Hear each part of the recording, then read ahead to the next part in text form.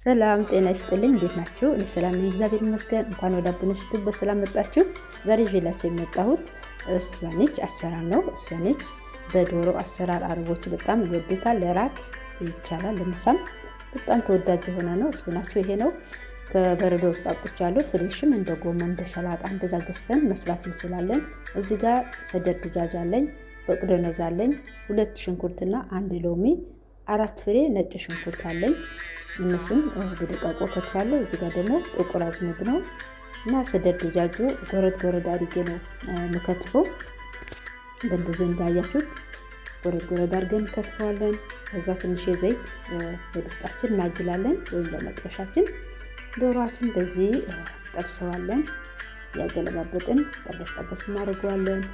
ቀይ እስከሚሆን እንጠብሰዋለን፣ እስከሚቀላ በደንብ አድርገን ለብቻው ነው የምንጠብሰው።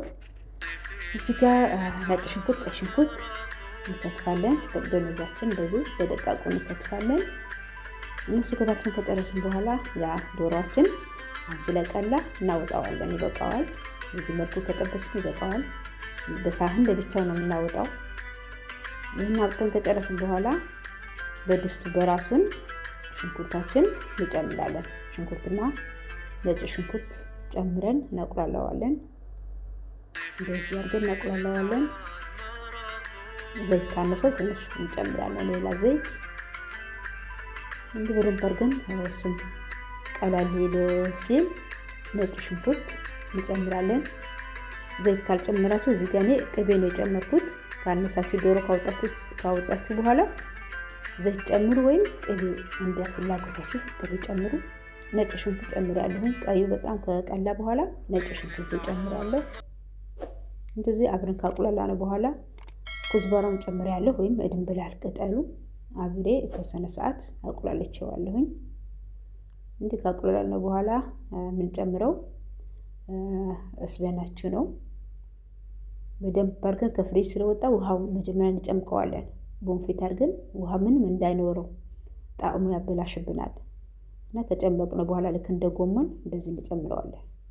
ከዘይቱ ጋር ከሽንኩርቱ ጋር እናቁላለዋለን። እዚህ ጋር ደግሞ ቅመም እንጨምራለን። 1 ማጂ፣ ጨው፣ ቆንዶ በርበሬ፣ ቅድም ያሳየኋችሁ ጥቁር ቅመም እና እዚህ ጋር ሎሚ ጭማቂ ግማሽ ነው የጨመርኩት።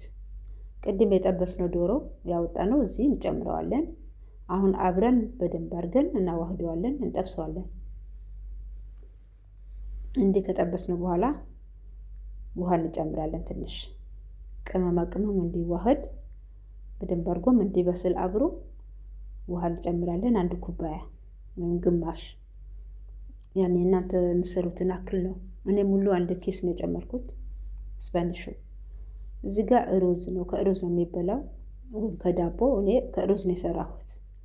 እዚህ ጋር ሻህሪያ የሚባል አለኝ፣ እንደ ኤሽባል አለ የምንሰራበት። እሱን ትንሽ ሞቅ ሞቅ አድርገዋለሁ። መጥበሻ ጥጄ በትንሽ ዘይት ሞቅ ሞቅ እናደርገዋለን። በዚህ መልኩ እንቆላዋለን ወይም እንጠብሰዋለን። ከጠበስን በኋላ አውጥተን ሩዙ ትንሽ ሊበስል ሲል እንጨምረዋለን በሩዙ።